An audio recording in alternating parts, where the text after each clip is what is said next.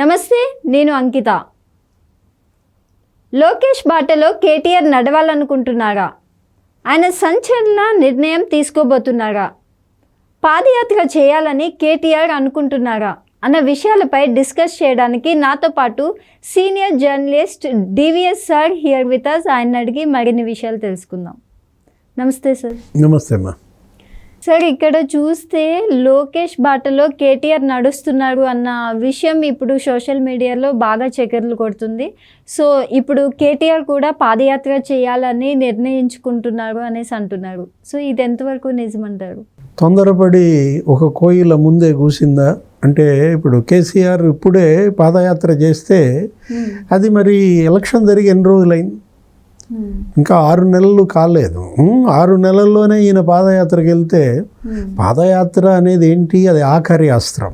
అది బ్రహ్మాస్త్రంగానే దాన్ని ఉపయోగించాలి తప్ప మొదట్లోనే ఆ అస్త్రాన్ని వేసేస్తే మరి రేపటి యుద్ధంలో రాబోయే 4 ఏళ్ల తర్వాత ఇక అస్త్రాలే కొరవడతాయి. అంటే అసలు యుద్ధం చేద్దాం అనుకుంటున్నారా లేదా? ముందు బీఆర్ఎస్ అది తెలుసుకోవాలి. ఇవాళ ఒక క్రమ పద్ధతిలో పార్టీని నడపడంలో కానీ, అటు నాయకులకి ఇటు కార్యకర్తలకి సరైన దిశ నిర్దేశం చేయడంలో కానీ బీఆర్ఎస్ అధినాయకత్వం వైఫల్యం కనపడుతుంది. అందరూ ఇవాళ దూకేస్తున్నారు. ఏది ఎమ్మెల్యేలంతా ఇవాళ కాంగ్రెస్లో చేరిపోతున్నారు, ఎమ్మెల్సీలంతా చేరిపోతున్నారు. ఎలక్షన్కి ముందు మాజీలంతా బీజేపీలో చేరారు. ఎలక్షన్ అయిన తర్వాత గెలిచిన వాళ్ళంతా కాంగ్రెస్లో చేరుతున్నారు. అంటే ఇవాళ అటు కాంగ్రెస్ ఇటు బీజేపీ బీఆర్ఎస్ని మింగేస్తున్నాయి. ఇప్పుడు బీఆర్ఎస్ని ఎలా బతికించుకోవాలి? దానికోసం కేసీఆర్ ఏదో మరి జనంలోకి వెళ్ళమనేదే ఆయన సూచించినట్టు. ఇవాళ కేటీఆర్ జనంలోకి వెళ్ళినా రిసీవ్ చేసుకోవడానికి జనం సిద్ధంగా ఉన్నారా? ఎందుకంటే అవుట్డేటెడ్. ఇప్పుడు ఏంటి, వాళ్ళ నాన్నకే ఇవాళ కొంత గొప్ప ప్రజలు కనెక్ట్ అయి ఉన్నారు. కానీ ఇతన్ని ఎంతవరకు ఎలా చూస్తారు? కేసీఆర్ కొడుకుగానే చూస్తారు తప్ప స్వయం ప్రకాశం ఏమీ కనిపించదు ఎవరిలో, కేటీఆర్లో. ఇంకొక విషయం, అసలు వర్కింగ్ ప్రెసిడెంట్గా ఈయన బాధ్యత ఏంటి? ఎన్నికల్లో ఓటమికి నైతిక బాధ్యత వహించి వర్కింగ్ ప్రెసిడెంట్ పదవి కనుక రాజీనామా చేస్తుంటే ఇతని ఇమేజ్ పెరిగేది, ఒక సందేశం ప్రజల్లోకి వెళ్ళేది. అట్లా కాకుండా దాన్నే పట్టుకుని వేలాడుతూ కుటుంబ పాలన అనే ముద్ర ఇవాళ పడింది. ఆ ముద్ర వల్లే ఇవాళ వాళ్ళు ఓడిపోయారు. ప్రత్యర్థులంతా కూడా దాన్నే ప్రజల్లోకి బలంగా తీసుకువెళ్ళారు. మరీ ముఖ్యంగా బీజేపీ, ఏది ప్రధాని మోడీ, అమిత్ షా, వీళ్ళందరూ ఎన్నికల ప్రచారంలో పరివార్ పార్టీ ఎటు చూసినా కేసీఆర్ కుటుంబమే కనపడ్డప్పుడు అటు కేటీఆర్, హరీష్ రావు, కవిత, సంతోష్ రావు ఇవాళ వీళ్ళందరూ సైడ్ అవ్వాలి.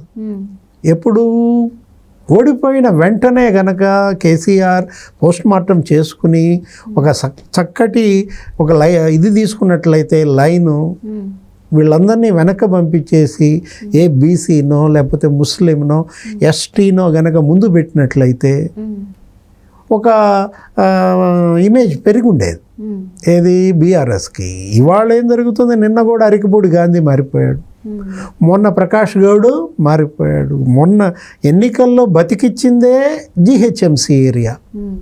వాళ్ళు గెలిచిన 39 సీట్లలో 21 ఇక్కడే ఉన్నా సిటీ. దీంట్లో ఇవాళ సిటీలోనే నీకు ఫిరాయింపులు పెరిగిపోయింది. రేవంత్ రెడ్డి ఒకటే మాట అంటున్నాడు, ఏమన్నాడు? కూల్చేస్తాం అన్నారు, నిలబెడటానికి వాళ్ళే వస్తున్నారు అన్నాడు. అంటే తన ప్రమేయం ఏది లేదు. ఈ ప్రభుత్వం ఉండేది ఇంకా 3 నెలలే అని ఒకడంటాడు, ఈ ప్రభుత్వం ఉండేది ఇంకా 6 నెలలే అని ఒకడంటాడు. ఇలా బీజేపీ బీఆర్ఎస్ చేసిన కామెంట్స్తో గెలిచిన ఎమ్మెల్యేలంతా వాళ్ళే వస్తున్నారు నా దగ్గరికి నన్ను నిలబెడతానికి అంటున్నాడు. అటు ఎమ్మెల్యేలను కాపాడుకోలేక, ఇటు కార్యకర్తల్ని నిలబెట్టుకోలేక ఇవాళ అడకత్తెరలో పోక చెక్కలాగా మారిన పరిస్థితి కేటీఆర్. ఎమ్మెల్సీలు 8 మంది చేరిపోయారు. ఎమ్మెల్సీలంతా ఇవాళ ఏంటి, రేపొద్దున రాబోయే అసెంబ్లీ సెషన్స్ లోపు బీఆర్ఎస్ లెజిస్లేచర్ పార్టీ కాంగ్రెస్లో విలీనం అంటున్నారు. మరో 20 మంది వాళ్ళతో టచ్లో ఉన్నారంటున్నారు. చివరికి ఆ పార్టీలో మిగిలేది ఎవరు? కేటీఆర్, హరీష్ రావే. అంటే 3 ఎమ్మెల్యేలే మిగులుతారా అనే ఒక భయం, ఒక ఇది వచ్చిన దీంట్లో. మరి కేసీఆర్ ఇప్పటికీ కూడా జనంలోకి రాకుండా ఆయన ఫామ్ హౌస్కే పరిమితం కావటం, కేటీఆర్ని ఏదో జనంలోకి పంపాలని పాదయాత్ర. లోకేష్ చూసారా మరి, అంత పరిస్థితుల్లో ఇవాళ ఆ పార్టీని నిలబెట్టిందే లోకేష్.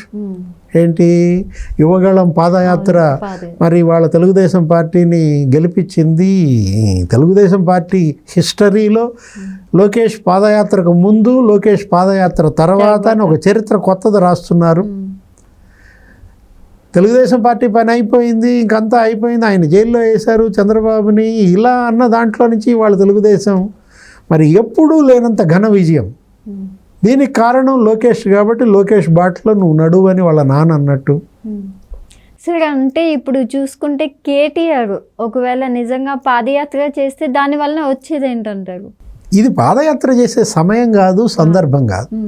కానీ మరి ఇలాంటి టైంలో పాదయాత్ర ఏంటంటే ఇప్పుడు కేవలం వీళ్ళు పాదయాత్ర దేని మీద చేస్తారు, ఈ 6 నెలల్లో ఏం సమస్యలు పెరిగిపోయాయని. ఇప్పుడు కరెక్టే, చాలా వరకు వీళ్ళు రెచ్చగొట్టాలని ప్రయత్నిస్తున్నారు.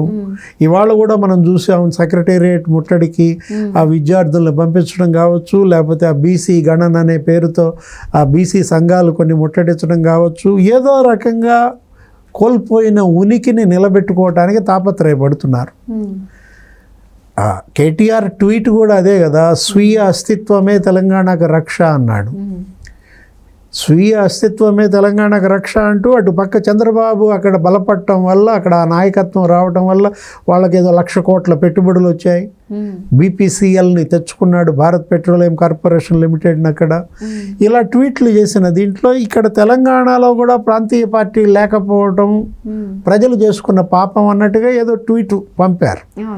అది కాస్త ఏమైంది, ఇప్పుడు ఇవాళ మీ అస్తిత్వాన్ని దెబ్బతీసింది జనం కాదు, మీ అస్తిత్వాన్ని దెబ్బతీసింది కాంగ్రెస్ కాదు, బీజేపీ కాదు, మీకు మీరే దెబ్బతీసుకున్నారు.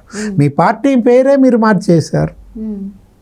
ఆ పార్టీ పేరేంటి? తెలంగాణ రాష్ట్ర సమితి, టీఆర్ఎస్, కనెక్ట్ టు తెలంగాణ.